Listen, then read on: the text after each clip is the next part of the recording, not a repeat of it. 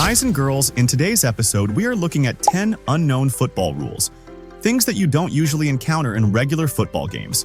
And no matter how informed you think you are about football, I'm sure there's a bunch of rules you're going to hear about for the first time. Let's go. 1. Flatball. If you score a goal but the ball goes flat on the way to the goal doesn't count.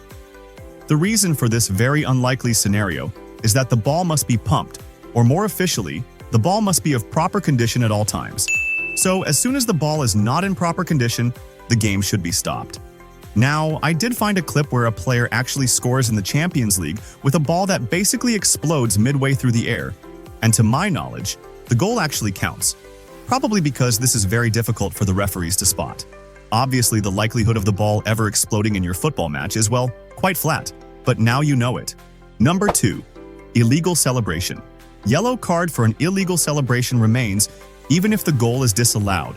For some reason, football lawmakers felt the need to add this rule for the 2019-20 season. And as the name suggests, if you score a goal, for example, take your shirt off as you celebrate, but a VAR check disallows your goal, well, you're still going to be booked for an illegal celebration. According to the rule makers, this is because the impact is the same as if the goal was awarded. So don't get angry if you celebrate illegally, get a yellow card, and your goal won't even count. Number 3. You can be sent off before the match even starts. Now, you may or may not have been on the receiving end of a red card in your career, but from now on, just be aware that if you're acting like a complete fool already during warm-up, the ref has every right to dismiss you before the game is even kicked off. You could, for example, say something horribly offensive to the referee or a player from the other team. Or in the case of Patrice Evra, he was dismissed from the game after attacking a fan during warm-up in 2017. Once again, this is a rule most of us don't ever have to worry about as long as you behave properly before and after kickoff. Number 4. Penalty shootouts. The amount of players allowed to take penalty kicks in the shootout must be equal for both teams. In simple language, this means that if a player from Team A gets sent off during the actual playing time and we go to penalties, Team B then has to exclude one of their players from the shootout as well. This happened, for example, in the 2006 World Cup final between Italy and France. And I'll give you a bit of time to try and guess which player from Team Italy missed the penalty shootout because of this rule. But to run through the whole thing, Zidane was very famously sent off in the 110th minute of the game, and since France had only 10 players on the pitch going into the penalties, Team Italy had to exclude a player from the shootouts. Did you guess who it was? Well, the correct answer is Gennaro Gattuso, who finished playing the 120 minutes but didn't stand with the rest of Team Italy in the center circle during penalties because of this very rule. But I'm pretty sure he's more than happy with the final outcome. Number 5. 7 players. You could start the game with just 7 players. We all know an official football game consists of 2 teams with 11 players each on the pitch. But before kickoff, if for whatever reason your team was short of players, you could technically start playing with just 7 players, which is the minimum requirement for the game to go on. For the same reason, in the 11-a-side game, your on-field team can get a maximum of 4 red cards. A 5th one would stop the game, as you would then have less than 7 players on the pitch. Keep in mind that this rule does not include substitute players. They can get as many red cards as possible. So as long as you have 7 legal players on the pitch, the game can get started and go on. Although it would probably not be a lot of fun to start a game already 4 players down. Number 6. No attackers. Closer than 1 meter, players. Closer than 1 meter from the wall.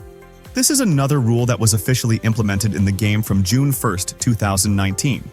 The rule is that when there's a wall of 3 or more defenders, the attackers are not allowed within 1 meter of the wall when the kick is taken. Otherwise, the team will be penalized with an indirect free kick. According to the rule makers, this new addition was implemented because attackers standing very close to or in the defensive wall at a free kick often cause management problems and waste time. There's no legitimate tactical justification for attackers to be in the wall, and their presence is against the spirit of the game and often damages the image of the game. So from now on, you're unfortunately not allowed within 1 meter of the wall when your team has a free kick. And if you notice your opposing team breaking this rule in your game, you gotta tell the referee to check out this episode. Number 7. No own goal. You can't score an own goal from a free kick or throw-in. In fact, you can never score an own goal directly with any kind of play that restarts the game, whether it's a free kick, corner kick, goal kick, throw-in, or penalty kick. But if you do play the ball into your own net, basically, the ball crossed the goal line without anyone else touching it, and since your touch was the last one, a corner kick should be given to the opposing team. So to put it in simple language, if you take a free kick and score an own goal without anyone else touching the ball, as embarrassing as the moment would be, the goal shouldn't count. Again, this is one of those rules that you're most likely never going to experience unless something insane happens, but regardless, it's a fun one to know. Number 8. Coin toss. The team that wins the toss can now choose to take the kickoff or which goal to attack. This is a quick one as it's pretty straightforward. But in the past, the captain who won the coin toss could only choose which goal to attack, but he can now choose to start the game instead. Now, this is another recent addition to the official football rulebook, and while it may not be the most meaningful one, well, now you know it exists. Number 9. Penalty situations. In penalty situations, the goalkeeper must not be touching the goalpost, crossbar, or nets. They must not be moving.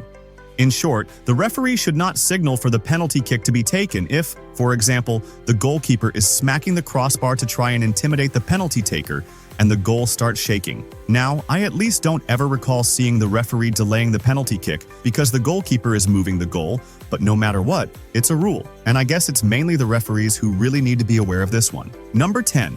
Goalkeepers. Goalies can hold the ball for a maximum of 6 seconds. Many of us know that after catching the ball, goalkeepers can't obviously hold onto the ball forever.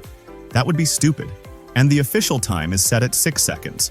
While most of the time this rule is not super heavily enforced, usually it just causes the opposition players to get frustrated. For example, this incident with Mignolet holding onto the ball for way too long resulted in an indirect free kick to the opposition. Still, it's quite rare to see the referee penalizing this action. But now you know about the 6-second rule. And that's it for the 10 quite strange rules you most likely haven't heard of before. Let us know in the comments down below what other strange rules you're aware of.